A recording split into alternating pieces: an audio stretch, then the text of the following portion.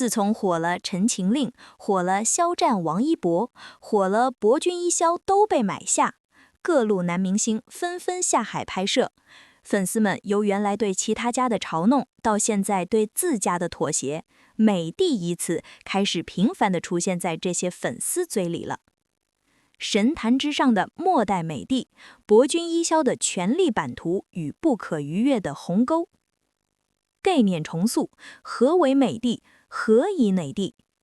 在内娱的亚文化语境中，美帝一词有着近乎神圣的排他性，它不是粉丝自嗨的头衔，而是用真金白银、血汗数据以及绝对的人数统治力浇灌出来的王座。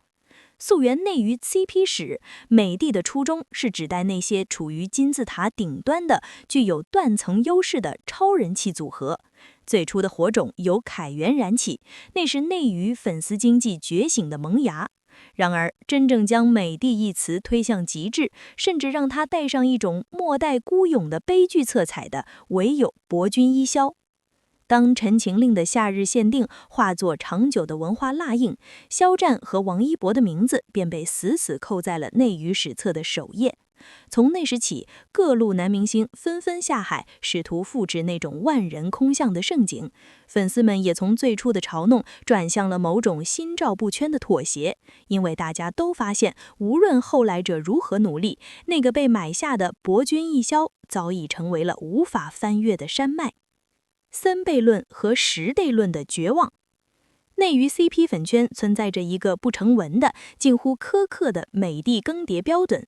如果后继者想要摘下这顶王冠，他们必须面对一个令人窒息的公式：先任美帝的家数必须达到逆向 CP 的10倍，而核心数据则必须是上一任美帝的3倍。这是一个什么样的数据黑洞？我们不妨回溯博君一肖在那段名为阿基米德的战役中展示的肌肉。2020年6月16日，那是一个便是伪粉都不愿轻易触碰的日期。当时，博君一肖超话人数已达230万人，每日签到人数稳定在44万以上。在那个名为阿基米德的投票中，粉丝们疯狂投下了4897.8万张票。如果这只是虚拟的数字，则真金白银的购买力更让人站立。双人电子签刊销量突破122万本，王一博的单曲《无感》销售额达1416万元，肖战的光点销售额更是惊人的2172万元。更重要的是，他们将这种狂热转化为社会价值，在全国范围内落成了27所希望小学。基于此，我们可以推算出下一任美帝的入场券价格。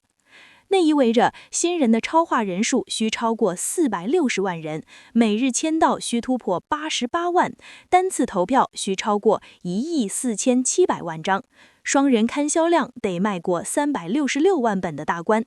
最让人绝望的是，公益和个人单曲的销售额分别需要达到81所希望小学，以及惊人的4248万元与6516万元。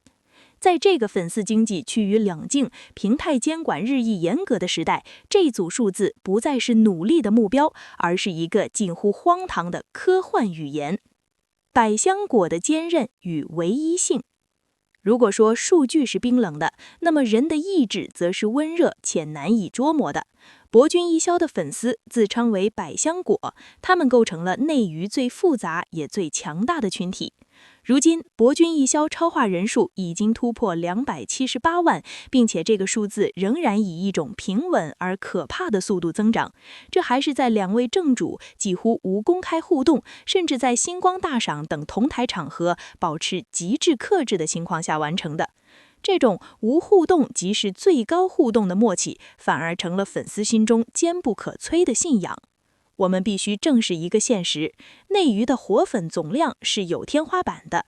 如果说 CP 粉的人数要达到更迭标准的556.8万人，那意味着内娱几乎所有活跃的粉丝都必须涌入同一条河流，这在逻辑上几乎是不可能的，除非内娱再次出现一个超越时代逻辑的天降紫微星。可是像博君一肖这样被称为95天选的组合，真的是可以量化的吗？祝你打榜不要遇到博君一肖。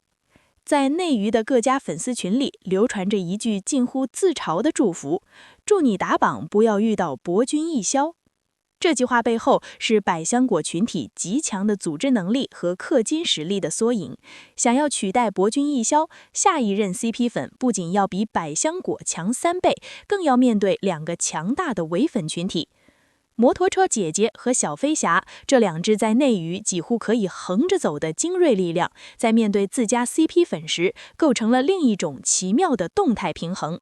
如果下一任美帝的 CP 粉能够做数据比小飞侠强3倍，氪金比摩托车姐姐强3倍，那么这支力量将强大到足以让内娱的所有的伪粉失去生存空间。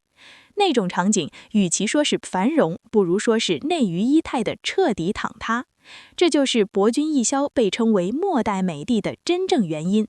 他们不仅站到了巅峰，更在巅峰时刻将通往巅峰的阶梯彻底震碎。后来者只能在山脚下仰望，在无数个夏日限定的轮回中，试图寻找那早已消失在2019年夏日的余温。蓝湛雅正清冷，谢允随性洒脱。一个话少到50集陈情令中说了4722个字，这可是粉丝一个字一个字数出来的，真称得上是惜字如金了。而谢允呢，那可是妥妥的废话漏子。等有匪播完呀，大家都会被他那滚滚黄河般的滔滔不绝给淹死，谁还顾得上去数多少字？蓝湛勤念双绝，臂力过人，不是在保护魏婴，就是在保护魏婴的路上，强大霸气，笑到最后。谢允轻功卓绝，内力全无，不是在逃命的路上，就是躲在阿匪的背后，漏网之鱼，苟延残喘。你看，蓝湛聚连于千里之外，自带冰霜。谢允跟谁都能打成一片，油腔滑调。这么截然不同的2个人，是不是就没有共同点了？你错了，他们只不过是外在表现上不同罢了，本质上是同一类人，有着极为一致的精神内核。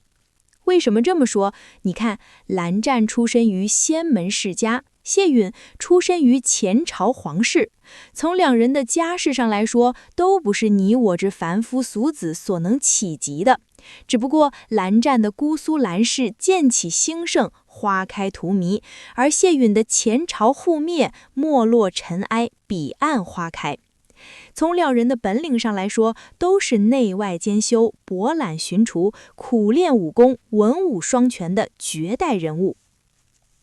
来望基剑术一流，仙门无人能出其右，琴音问灵，邪祟亡灵，莫至感戚。谢允轻功一流，保命追踪从不失手，小瘸挂弓，传唱南北，杜鹃如声。从2人的性格上来说，表面上来看迥然不同，这也是大家能区分这2个人物的原因所在。一个话少，一个话多，一个雅正端方，一个油腔滑调，一个心如磐石，一个清醒自知，一个是仙门楷模，别人家的孩子，一个是文弱书生，手无缚鸡之力，一个逢乱必出，则是明珠，景行寒光，一个玩世不恭，混迹江湖，胸无大志，一个执拗清冷，从容淡定，从来都不动声色，一个花言巧语，风流浪荡，向来是洒脱快意。以这2人的种种外在表现来看，实在没有任何的相似之处。可真的如此吗？不是的，细细品味的话，你会发现这2个人的性格有很多共同点。你有没有发现，这个谢允怎么看怎么觉得眼熟？这不就是一个活脱脱的江湖版的魏婴吗？既然是一个江湖版的魏婴，那就意味着谢允必然有着和蓝湛相同相似的精神内核。不论是蓝湛还是谢允，都是聪慧沉密、机心万千之人。蓝湛对仙门世家洞若观火，谢允对朝堂江湖了如指掌。是呀，聪明人总是能从万千繁杂中一眼看出其本质，而蓝湛、谢允无疑是这样的聪明人。最难能可贵的是，蓝湛和谢允都有一套自己的行事准则，很有主见，对事情有着自己的判断，有理想，有抱负，心中有大义，而且他们都能将生死置之度外。